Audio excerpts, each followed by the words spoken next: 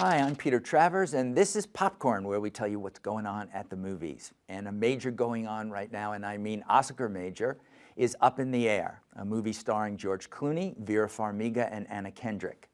Anna and Vera will be with us in just a minute, along with the film's writer and director, Jason Reitman. But right now, let's take a look at Up in the Air. Okay, you gotta fill me in on the miles thing. What is that about?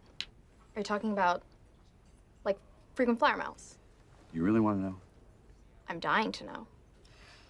I don't spend a nickel if I can help it, unless it somehow profits my mileage account. So what are you saving up for? Hawaii? South of France? It's not like that. The miles are the goal. That's it? You're saving just to save? Let's just say that I have a number in mind and I haven't hit it yet. That's a little abstract. What's the target? I'd rather not. Is it a secret target? It's 10 million miles. Okay. Isn't 10 million just a number? Pi's just a number. Well, we all need a hobby. No, I don't mean to belittle your collection. I get it. It sounds cool. I'd be the 7th person to do it. More people have walked on the moon. Did they throw you a parade? You get lifetime executive status. You get to meet the chief pilot, Maynard Finch. Wow. And they put your name on the side of a plane. If you guys don't grow up, it's like you need to pee on everything. This is our Up in the Air day at Popcorn, and we have 2 stars of the movie, Anna Kendrick, Vera Farmiga, and the writer-director of Up in the Air, who is the guy who put on his jod purse, took a whip, and forced them to do his will, I'm assuming. Yeah. This is... It's exactly the kind of director I am. We should begin with that, because he pretends. He pretends. So come on, just before I ask you like real questions about the movie. Uh-huh. I was blindfolded and gagged. Mm-hmm. Yeah, I mean, what are the stats, you know? I mean, who's gonna say no to playing a full-fledged romantic operative and sexual adventurous opposite George Clooney? That's true. Yeah, despite the director. So he just came along for the ride. Despite the whimsical, yeah. sensitive director. I put up pretty pedestrian numbers, like 60,000 a year domestic. It's not bad. You don't patronize me. We'll let Jason be George Clooney for this moment, and he could say who George plays, and then we'll move on to this. So I don't want to hear anything from Reitman. I'm not interested, even though you created this from Walter Kern's. Oh, you're really curious about this? Yeah. Yes, I just want to know, George, who are you playing? Okay, I'm not going to play in this charade, just so we're absolutely clear here. Ryan Bingham, played by George Clooney, is a guy who fires people for a living. He fires them in a pretty bad economy, but his true life passion is collecting air miles. He lives day to day from airport to airport, hotel to hotel, with no real home base, and believes philosophically that life would be better alone, with nobody, with nothing, until he is challenged by 2 striking women. Anna, you play. I played Natalie Keener. I come to work at the company, CTC, with George, and I try to change the way the company does business so that we don't fly anymore.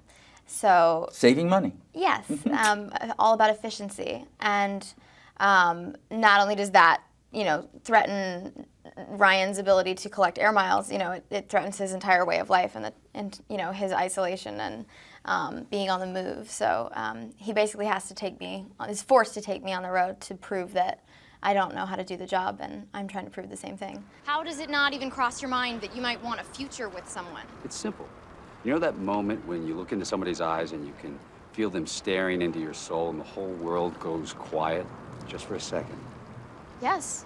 Right, well, I don't. Vera. And I play Alex. She's the romantic turbulence in Ryan's life. That's really good. I've never heard that before. That's really good. The romantic turbulence, that's like perfect. And she's just a business gal that he encounters in his travels, who speaks the same language and love of bonus points and frequent flyer miles, and she messes him up.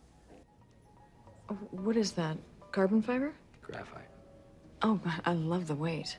To me, people can talk about this performance in a certain way and how he fits into what the story is behind this. But this movie, through what you're doing as a writer-director, through what both of you are doing as actors, is stripping that away from him. it doesn't let him be the George Clooney that we all know. Well, there's something pure about that performance in a way that I hadn't seen him do before because, yeah, he has the charm, he has all that, but there's something missing in him. The last time I had seen George Clooney really fall in love on screen was in Out of Sight. It was about 10 years ago. Let me tell you something, even though I've been celibate lately, I'm not gonna force myself on you. Never done that in my life. And I wanted to see him be vulnerable. And I really didn't know how difficult that would be. I wasn't sure if this was the kind of thing where this was going to be a lot of work as a director and I'd be kind of trying to beat him up and yank this out of him.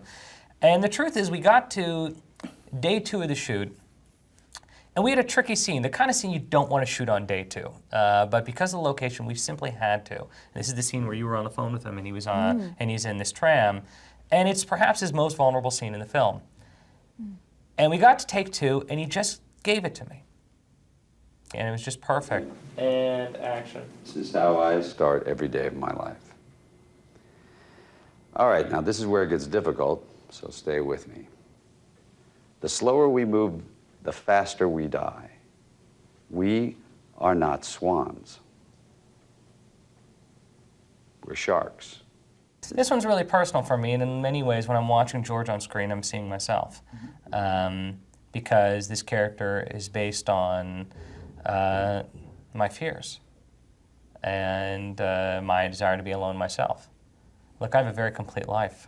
As I mentioned, I'm married, I'm a father, I get to do what I want for a living, what I'm passionate about, and yet I still dream about waking up in a city where I know nobody and have nothing. And here's a character that kind of goes through that on screen. And what makes me happy is that most often half the audience thinks one thing, half the thinks the other. And that lets me know I did the right job. Because I'm not forcing them to think that something specific, but rather just to think for themselves. Well, thank you all for giving Up in the Air to us. It's our turn now to do. Thank you, Anna, Jason, Vera. Thank you. Indeed. Thank you.